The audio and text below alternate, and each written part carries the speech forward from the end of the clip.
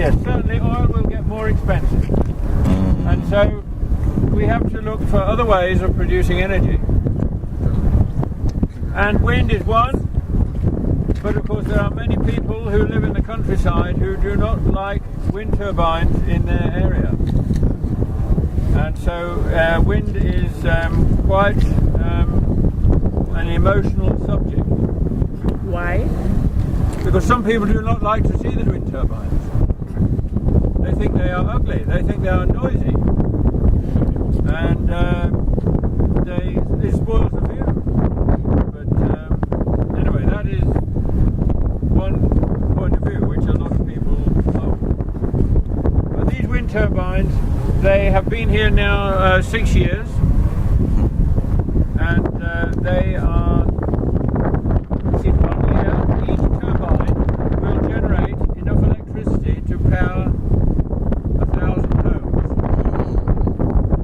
Each turbine will produce enough electricity in 1 year to power 1,000 homes. Well, of course they don't power it all the while, but they produce as much, one turbine produces as much electricity as 1,000 homes use in a year. Yeah. They are, when they're in full power, which is when it's a little bit more windy than this, that is the equivalent of 1,000 electric kettles boiling. Yeah. And the electricity from them goes underground to Spalding, where it goes into the national grid. And we have a power station in Spalding, and in that power station they are watching very carefully what the wind is doing. It is a gas power station, and they are monitoring very closely so there's no waste of electricity. They are, if it's windy here, they are putting less gas in the burners there. Yeah. So the electricity goes underground, and the electricity, our electricity now comes underground in that same trench. Before we had overhead lines. Overhead lines are not very reliable. A car goes off the road and brings a pole down, or a swan, a big bird crashes into the power lines, and we have a power cut. But underground is a lot more reliable. So the village can have that, thankfully, have a more reliable power source. And each year, these turbines give £10,000 to the village each year for a project. That is because they're having to endure the turbines as well.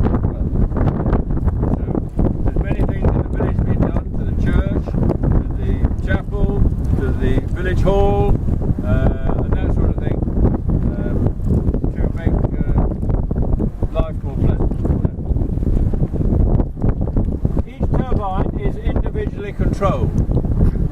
On the back of each turbine you can see a little framework, and on that top of there is two anemometers and a wind vane.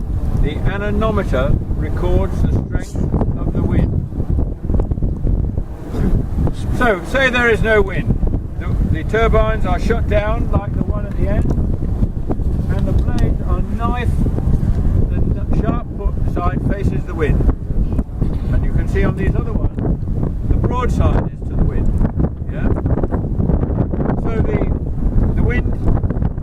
the wind vane, that is telling the computer which way the wind is blowing from, and they will all the while be facing the wind. So if this afternoon the wind's here, they will be facing here.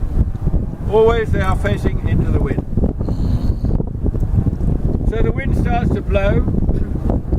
It wants 7 miles an hour for 2 minutes up high, and then a brake is taken off and the blades start to turn. The blades then go from like that to catch all the wind. And when they nearly get to full speed, 2 electric fields move together to start to take electricity from them. Right, so they move together, that slows the turbine down a little bit. So they move away, those two electric fields move away a little. But the wind gets stronger, so they move closer. And all the while, of course, the wind is not constant, as you know. These two electric fields are doing this to keep the blades going about the same speed. So the wind keeps increasing, and eventually the turbine is producing full power. And the wind still keeps increasing. So then the blades start to turn away from the wind a little, so they do not receive so much wind, to keep full power going. And it needs a wind force 10 or a 50 mile an hour wind, which would be gusting to 70 mile an hour. It needs a very strong wind to shut them down. They've only shut down twice in 6 years because the wind was too strong. The good thing is they don't have to stop for meal times or holidays, and they don't need any sleep, so they can keep going all day long and all night long. Yeah. They are each blade is 42 meters long. 42 meters. Yeah, they're nearly as long as 3 articulated lorry trailers. And the tower is 60 meters high. So the center of the blade is 60 meters, and to the top of the blade it is 100 meters. Yes, quite high. Each blade weighs 7 tons. 8 tons, sorry, yeah. And the bit at the top, where the blades are connected to, that weighs 70 tons. When they came to put them up here, they had a crane that weighed 125 tons. The crane weighed that. And when you got it here, they put 135 tons of ballast on the back of it. I think they are confused with that one. It's 1,000 kilos.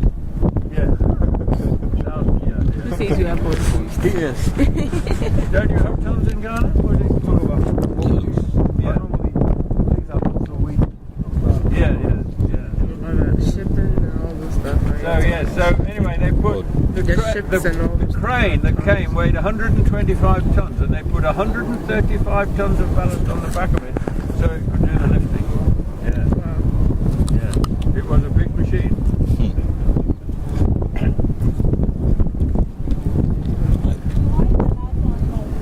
The last one is it has a fault, and you see over here there's a mast in between two turbines. A mast. Yeah. Mast over here. That beams back to Hamburg in Germany to tell them what is happening here, because they are German turbines. And then from Hamburg in Germany, which is maybe 600 miles, something like that, they will try and mend it by computer. This one, yeah. If they cannot mend it, they call somebody in England, in Peterborough, where you came by, to come and mend it, yeah. But first of all, they try and mend it by computer.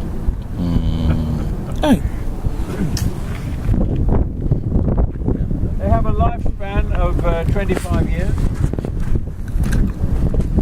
and they cost £2 million each to put up. 2 million.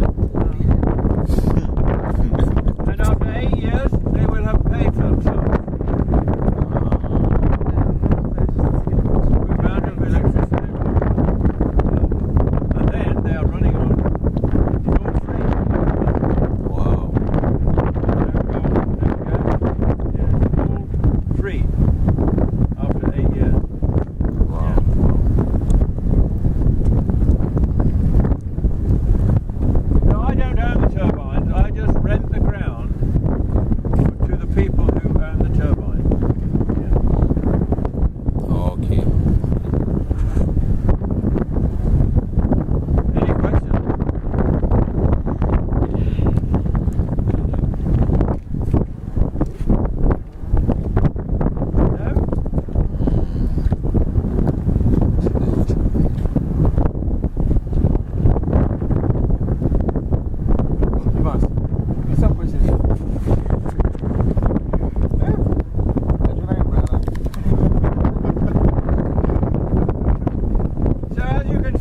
crop behind you is it's a crop of wheat, and it looks very good.